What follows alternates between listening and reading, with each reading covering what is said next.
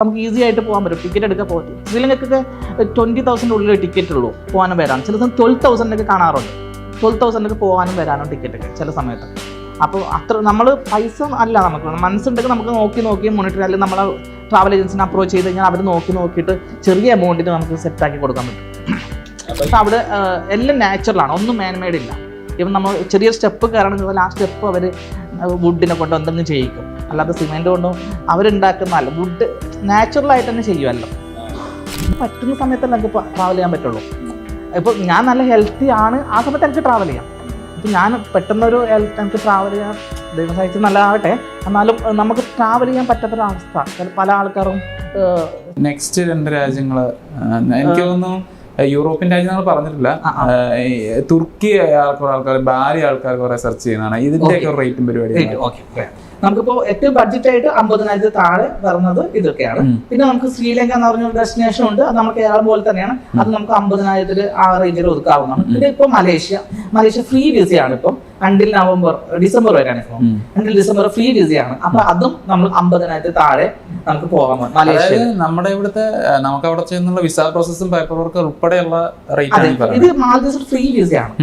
ഇപ്പം തായ്ലൻഡിലും ഇപ്പൊ നമ്മുടെ കസ്റ്റമേഴ്സ് ചിലപ്പോൾ ഫ്രീ വിസയാണ്, ഫീസ് ഇല്ല. അത് മാറും, ഇപ്പൊ വീഡിയോ ഇറങ്ങുമ്പോൾ ചിലപ്പോൾ അത് മാറുമെന്ന് അറിയില്ല. ഇപ്പൊ കറന്റ്ലി നമുക്ക് ഫ്രീ വിസയാണ്. അതായത് മാൽദീവ്സിൽ വർഷങ്ങളായിട്ട് ഫ്രീ വിസയാണ്. മലേഷ്യയിൽ ഇപ്പോൾ ഡിസംബർ വരെ ഫ്രീ വിസയാണ്. നമുക്ക് വിസ ഒന്നും മതി, ജസ്റ്റ് നമ്മൾ പോയാൽ മതി, ജസ്റ്റ് സ്റ്റാമ്പ് ചെയ്തു, അങ്ങനെ വളരെ ഈസിയാണ്. ഇപ്പൊ തായ്ലൻഡിൽ പോയ കസ്റ്റമേഴ്സ് അവരുടെ ഫോട്ടോ പോലും വേണ്ട, ഒന്നും ജസ്റ്റ് സ്റ്റാമ്പ് ചെയ്ത് പോയി, വളരെ ഈസി. ക്രാബിയിൽ അപ്പൊ വളരെ ഈസി ആയിട്ടാണ് ഇപ്പൊ പോകുന്നത്. ശ്രീലങ്ക ആണെങ്കിലും ഇന്ത്യൻസിന് ഫ്രീ വിസയാണ്. അത് മാറും, ചിലപ്പോൾ മുമ്പ് $25 ആയിരുന്നു ഉണ്ടായിരുന്നു. ഇപ്പോൾ ടൂറിസം പ്രൊമോട്ട് ചെയ്യുന്ന എല്ലാ രാജ്യങ്ങളും ടൂറിസം പ്രൊമോട്ട് ചെയ്യുന്നതുകൊണ്ട് ഫ്രീ വിസയാണ്. അപ്പൊ നമുക്ക് ഈസി ആയിട്ട് പോകാൻ പറ്റും. ടിക്കറ്റ് എടുക്കാൻ പോകും. ശ്രീലങ്കയ്ക്കൊക്കെ 20,000 ഉള്ളിൽ ടിക്കറ്റ് ഉള്ളൂ പോകാനും വരാനും. ചില സമയം 12,000 കാണാറുണ്ട്. 12,000 പോകാനും വരാനും ടിക്കറ്റൊക്കെ ചില സമയത്ത്. അപ്പൊ അത്ര നമ്മള് പൈസ അല്ല, നമുക്ക് മനസ്സുണ്ടെങ്കിൽ നമുക്ക് നോക്കി മോണിറ്റർ, അല്ലെങ്കിൽ നമ്മളെ ട്രാവൽ ഏജൻസിനെ അപ്രോച്ച് ചെയ്ത് കഴിഞ്ഞാൽ അവർ നോക്കിയിട്ട് ചെറിയ എമൗണ്ടിന് നമുക്ക് സെറ്റാക്കി കൊടുക്കാൻ പറ്റും. അപ്പൊ ഈ 50 എന്നുള്ളത് അതിലും 50 അതിനും താഴും. 50 40 ആവും ചിലപ്പോ.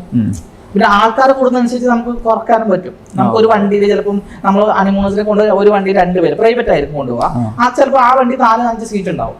അപ്പൊ നമ്മൾ 2 കപ്പിൾ അല്ലെങ്കിൽ 3 കപ്പിൾ കൊണ്ടുപോകുമ്പോൾ ഭയങ്കര റേറ്റ് കുറയും. അങ്ങനെയുണ്ട്. അപ്പം അതാണ്. പിന്നെ ബാലി എന്ന് പറഞ്ഞത്, ബാലി എന്ന് പറഞ്ഞാൽ എന്തായാലും കണ്ടിരിക്കുന്ന ഒരു സ്ഥലമാണ്. ഞാൻ ബാലി ഒരുപാട് ദിവസം ഞാൻ താമസിച്ചു ബാലിയിൽ. ഞാൻ എൻ്റെ കൂടെ കസ്റ്റമേഴ്സ് ഉണ്ടായിരുന്നു. കസ്റ്റമേഴ്സ് വന്ന് അവർ തിരിച്ചു പോയ ശേഷം ഞാൻ വീണ്ടും കുറെ ഞാൻ അവിടെ താമസിച്ചു. അപ്പോൾ അത് ഒരു വല്ലാത്തൊരു എക്സ്പീരിയൻസ് ആയിരുന്നു ബാലി വെച്ചാൽ അവിടെ എല്ലാം നാച്ചുറലാണ്, ഒന്നും മാൻമെയ്ഡ് ഇല്ല. ഇപ്പം നമ്മൾ ചെറിയ സ്റ്റെപ്പ് കയറണമെങ്കിൽ ആ സ്റ്റെപ്പ് അവർ വുഡിനെ കൊണ്ട് എന്തെങ്കിലും ചെയ്യിക്കും, അല്ലാതെ സിമെന്റ് കൊണ്ടും അവരുണ്ടാക്കുന്നതല്ല. വുഡ് നാച്ചുറൽ ആയിട്ട് തന്നെ ചെയ്യുമല്ലോ. ന്യൂസാ പിന്നീട് ഐലൻഡ് എന്ന് പറഞ്ഞിട്ടുണ്ട്. അത് നമ്മുടെ ബാലിയിൽ നിന്ന് ന്യൂസാ പിന്നീട് ഐലൻഡിലേക്ക് ബോട്ട് വഴി പോകണം.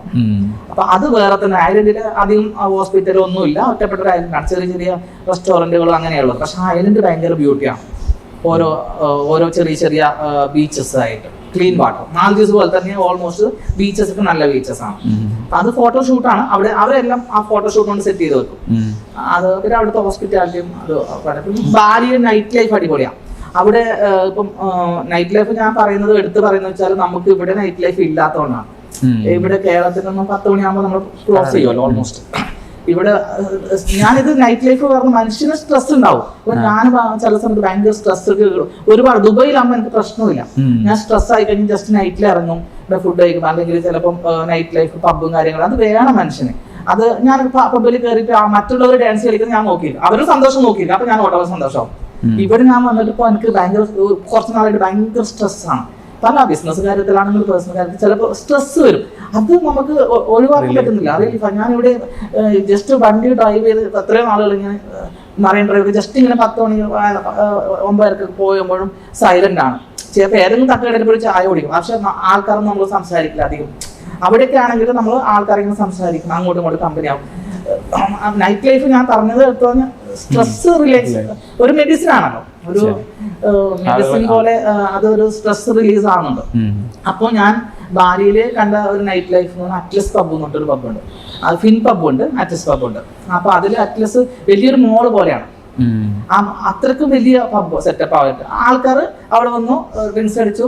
അവിടെ പൂളുണ്ട്, പൂള് കുളിക്കാം, പിന്നെ സ്മോക്ക് ചെയ്യുന്നവർക്ക് സ്മോക്ക് ചെയ്യാം, അവർക്ക് എന്താണ് ആഗ്രഹം അത് സ്മോക്ക് ചെയ്യാം, കുളിക്കാം. പിന്നെ നല്ല DJ മ്യൂസിക്, അതായത് ഫുള്ള് റിലേസ് 100% ഹാപ്പി ആയിട്ട് അവർ ഫുൾ ഹെൽത്തി ആയിട്ട് അവർ പുറത്തു വരാം.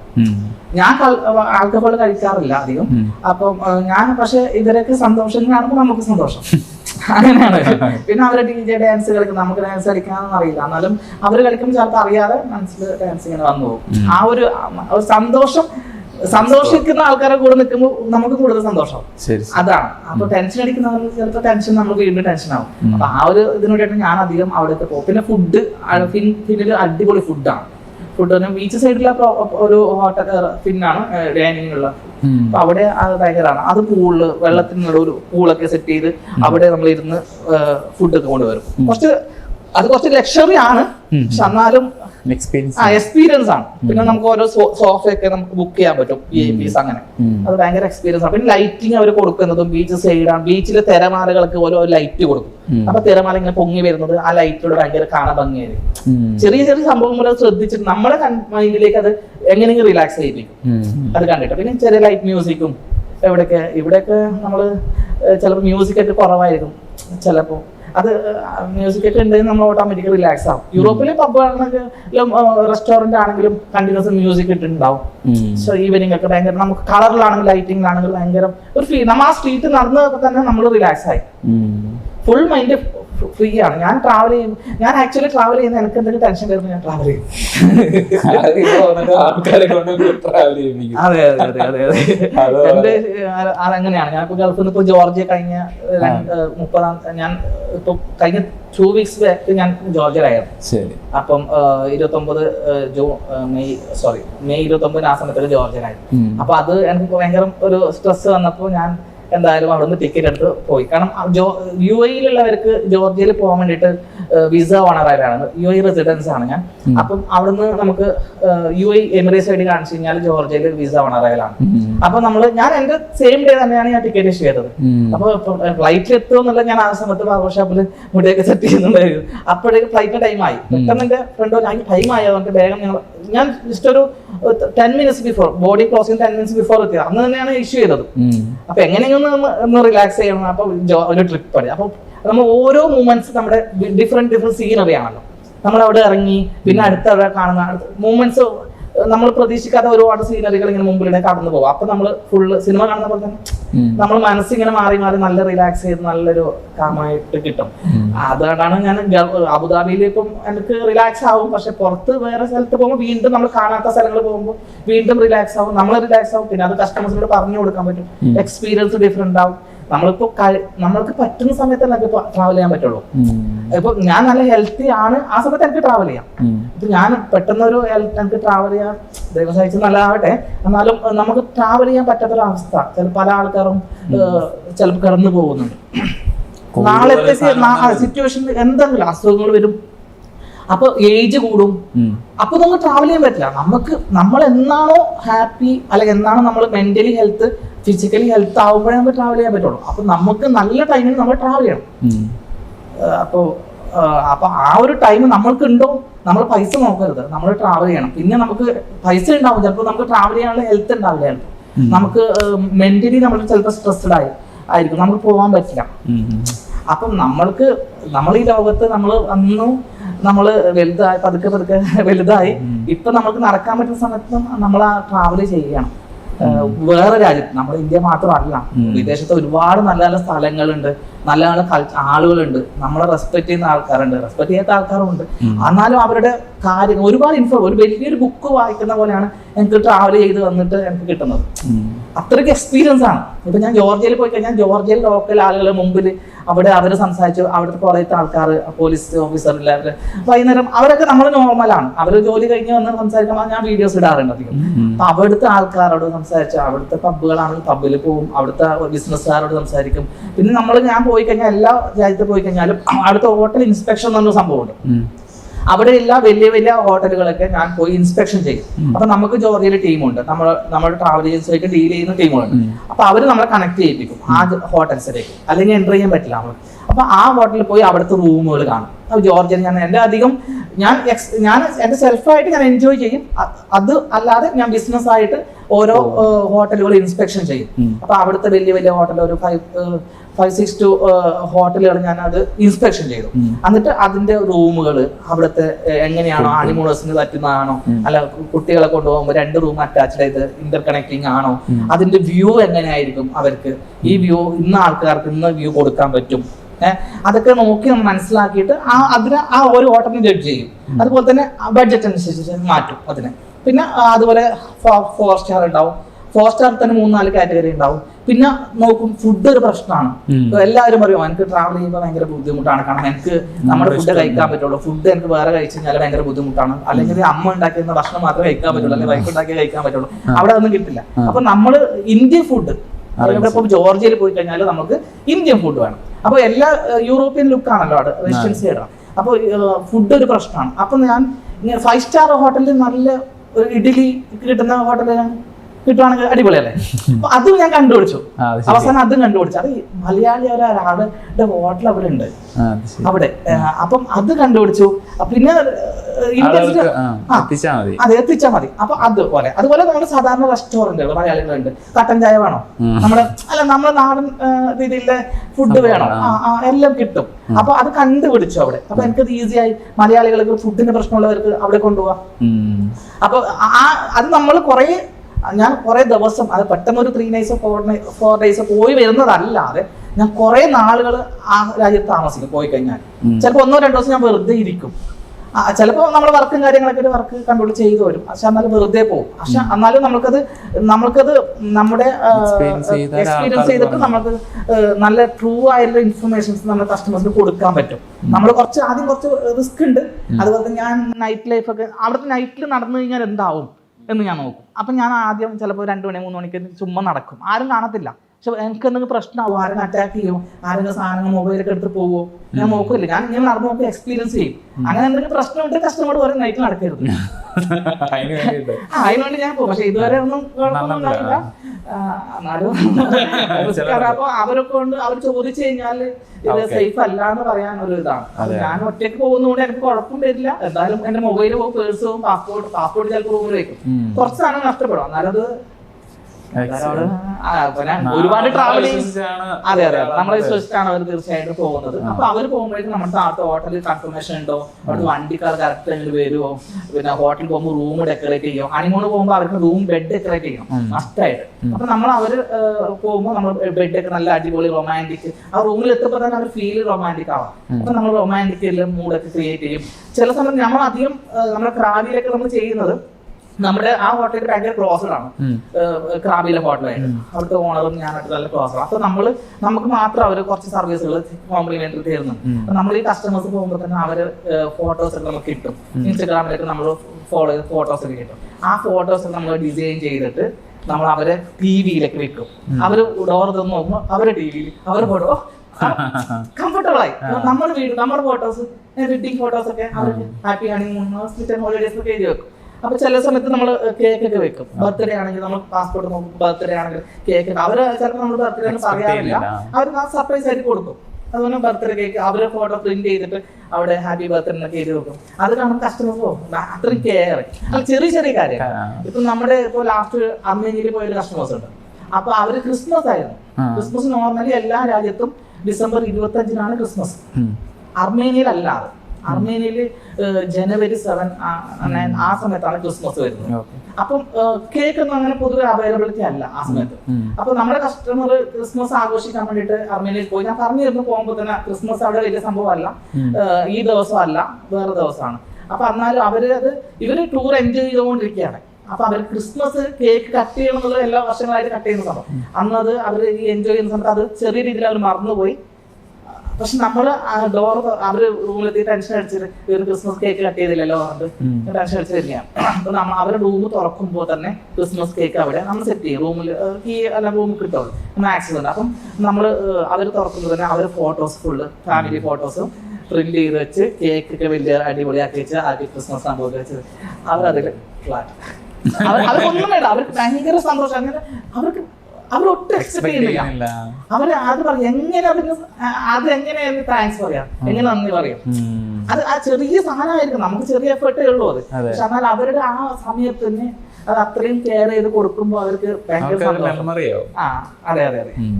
അതുപോലെ നമ്മൾ ഓരോ ആൾക്കാർ പോകുമ്പോഴും ഇപ്പം ബ്ലോഗ് അറിയാം, അപ്പം ബ്ലോഗേഴ്സൊക്കെ സിംപ്ലി നൈസ് സ്റ്റൈൽ ഓൺലി അവർ പോകുമ്പോഴാണ് നമ്മൾ ബെഡ് ഡെക്കറേഷൻ കുറെ സാധനം അവർ പ്രതീക്ഷിക്കുന്നത്, അത് കാണുമ്പോൾ അവരുടെ എക്സ്പ്രഷൻ ഭയങ്കര വ്യത്യാസമായിരുന്നു. അതുപോലെ സാരിയെ പോകുമ്പോൾ നമ്മൾ എല്ലാം ബെഡ് ഡെക്കറേഷൻ ഒക്കെ ചെയ്തിരുന്നു.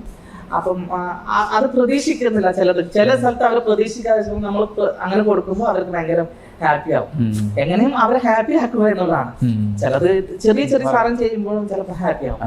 അങ്ങനെ നമുക്ക് ഇതല്ലാണ്ട് നമുക്ക് യൂറോപ്യൻ കൺട്രീസിലുണ്ട്, അപ്പൊ അതിന്റെ ഒരു ഡീറ്റെയിൽസ് ഒന്ന് തരാം. യൂറോപ്പ് എന്ന് പറയുമ്പോൾ നമുക്ക് എനിക്ക് തോന്നുന്നു ഇവിടുത്തെ എല്ലാവർക്കും യൂറോപ്പ് നമുക്ക് ഇനി ഈ അടുത്ത ജന്മത്തിലാണ് നമുക്ക് പോവാം എന്നുള്ളതാണ് അധികം ആളുകളും. ഇനിയിപ്പോ യൂറോപ്പ് എന്ന് ഭയങ്കര ഫോർമാലിറ്റീസ് കൂടുതലെന്നൊക്കെയാണ് ആളുകൾ തെറ്റിദ്ധരിക്കുന്നത് നോർമലി യൂറോപ്പ്. പക്ഷെ യൂറോപ്പ് അങ്ങനെ ഒരു പ്രശ്നമില്ല, സംഭവമല്ല.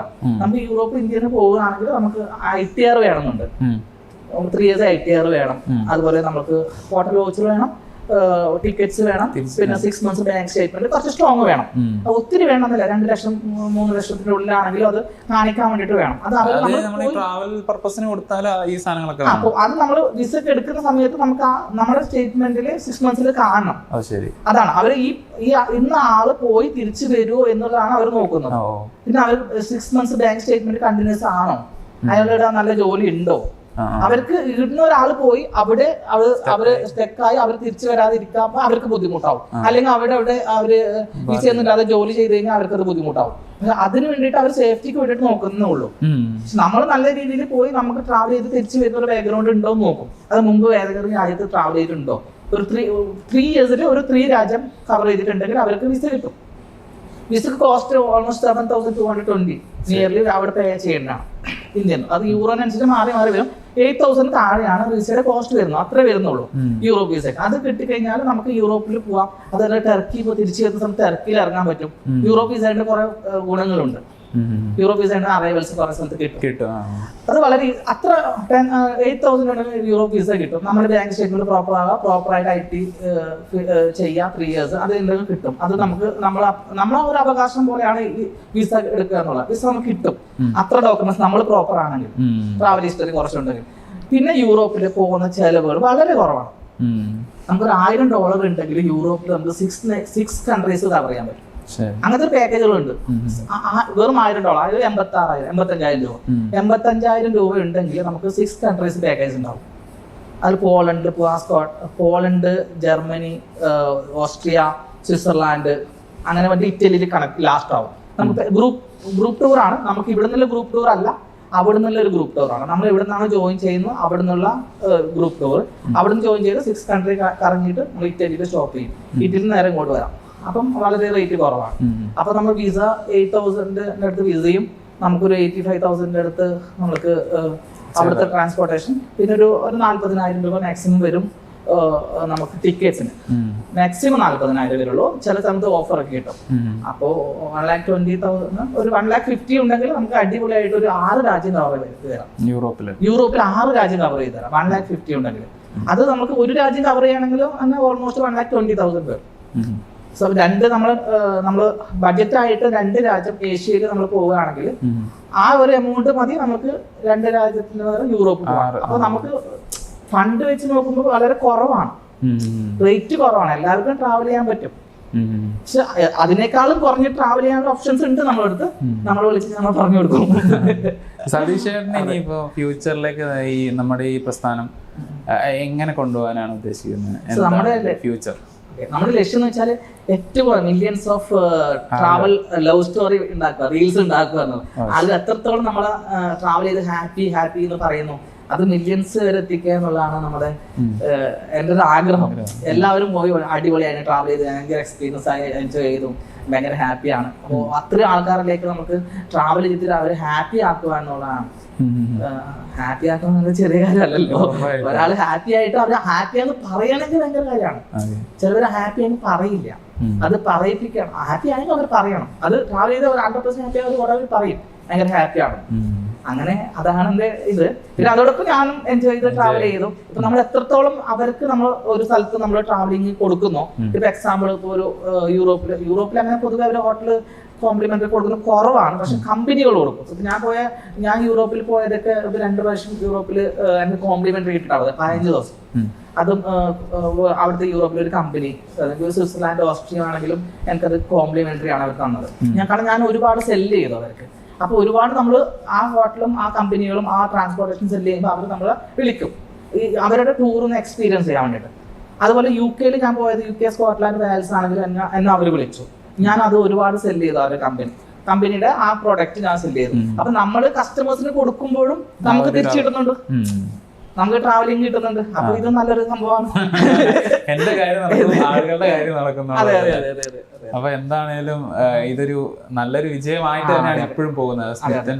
ഇനിയും ഒരുപാട് ഉയരങ്ങളിലേക്ക് എത്തട്ടെ എന്ന് ആശംസയാണ്. എവിടെയെങ്കിലൊക്കെ വെച്ച് യാത്രയിൽ നമുക്കും കണ്ടുമുട്ടാം. നിർത്തുകയാണ്. Thank you so much for